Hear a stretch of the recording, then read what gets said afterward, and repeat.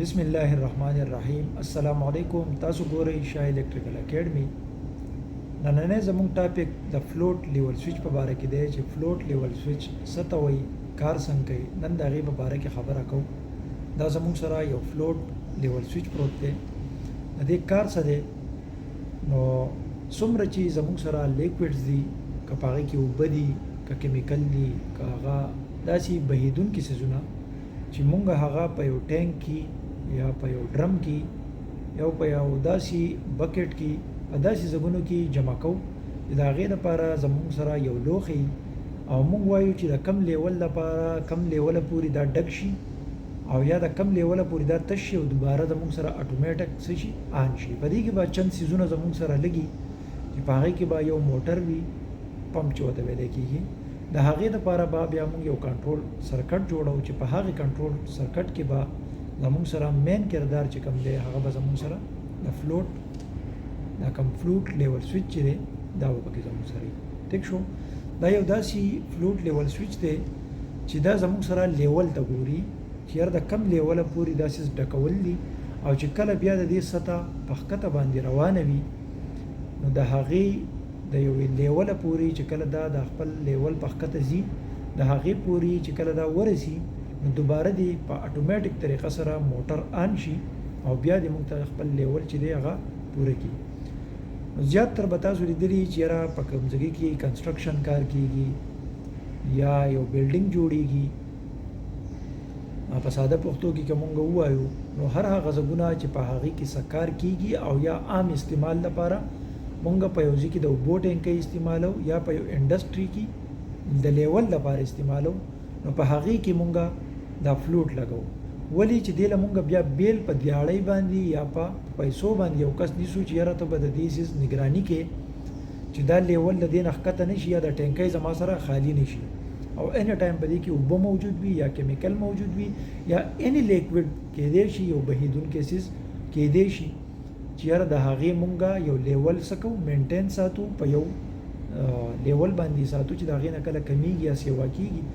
نو مونږ وایو چې دا زموږ سره په یو لیول وي او دا ټینکۍ نه زموږ سره دومره ډکه شي چې اوبه ترې راوبهیږي یا هغه کم لیکویډ چې دي هغه بهر راشي او یا دومره خالي نه شي چې کم زما ریکوایرډ دي، کم زما ضرورت دی خپل او هغه پوره نه شي او هغه څیز مکمل خالي شوی. نو د هغې دپاره مونږ دا لیول لګو چې په اټومیټک طریقه باندې څه کېږي دا زمونږ هغه څیز برقرار ساتي.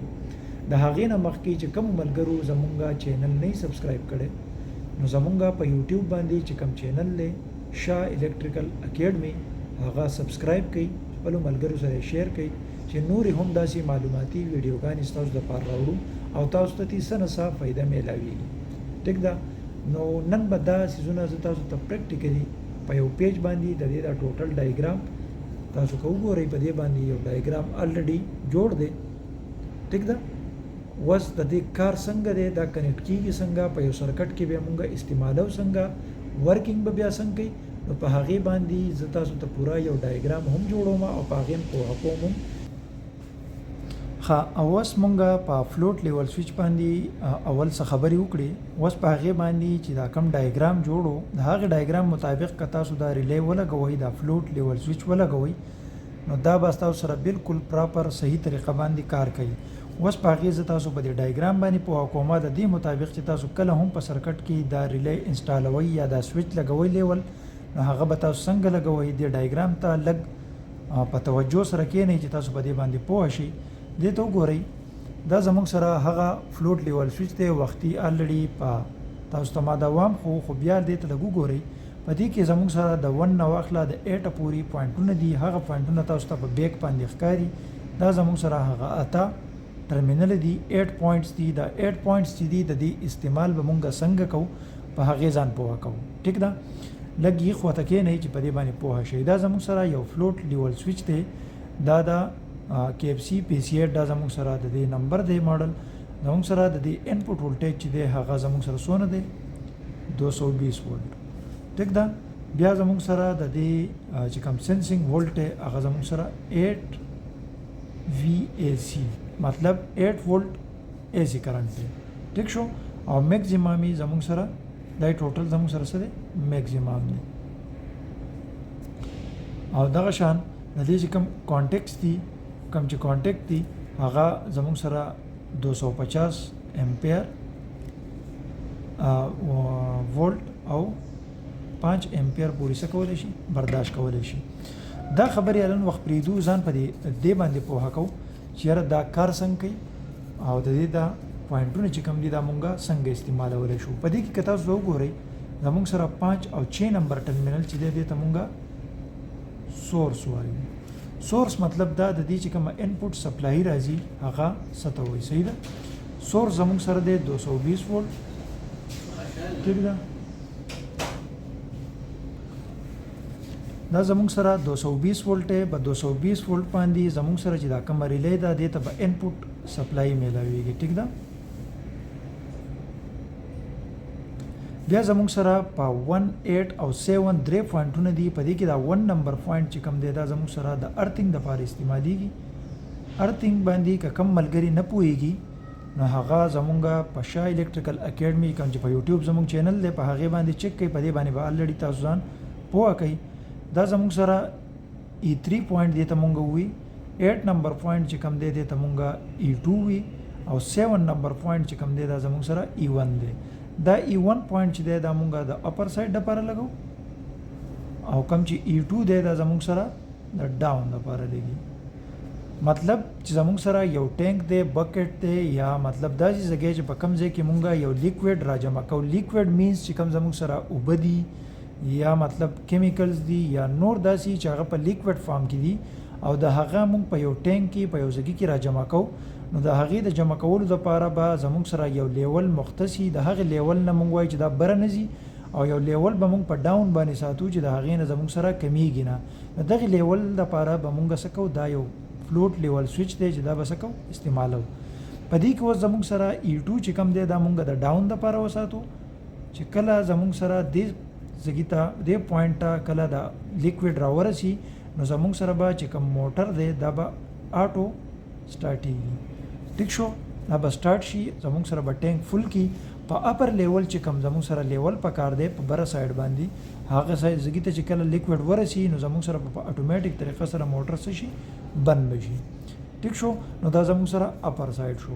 فار ایگزامپل که زه تاسو ته دلته یو ټینکی جوړه کړم دا زموږ سره یو ټینکی ده نو د E1 نه چې مونږ کم تار واخلو د هغې چې کم سینسینګ سټیک دی دا د میټل نه جوړي نو په دې پوینټ باندې دا زه څه کوم ټینکی ته انټرنل سایډ ته ولګوم. نو دا زموږ سره اپر سایډ شو او زموږ سره ډاون سایډ چې دی نو دلته کې په دې لیول باندې هغه ډاون سټیک چې کم دی هغه ما دلته فکس کو. نو کله چې د دې لیکویډ د اوبو لیول دې پوینټ ته رارسي نو موټر به زما سره آټو سټارټ کیږي او دلته به اوبه ورکوي. ټیک شو. یا لیکویډ هر چیز کې دی شي کیمیکل کې دی شي اوبه کې دی شي او دا زموږ سره اپر دی چې کله دا لیول په بره رواني او دې پوزیشن ته رارسي دا سټیک کله دا لیکویډ ټچ کوي نو په دغه صورت کې به سیګنل زمونږ د ریلی ته راځي او دا ریلی چې کومه ده دا به څه کوي آن آف کوي. زموږ سره به موټر یا آن کوي یا به آف کوي. نو اوس د دې موټر د آن کولو دپاره چې کوم کوایل لګېدلی وي د هغې کوایل دا درې ټرمینلې بیا موږ څه کوو د هغې دپاره استعمالو. 4 نمبر ټرمینل چې کوم دی دا زموږ سره څه دی کامن دی. 3 نمبر ټرمینل چې کوم دی دا زما سره NO پوینټ دی مطلب نارملی اوپن دی او 2 نمبر چې دی دا زما سره نارملی کلوز دی.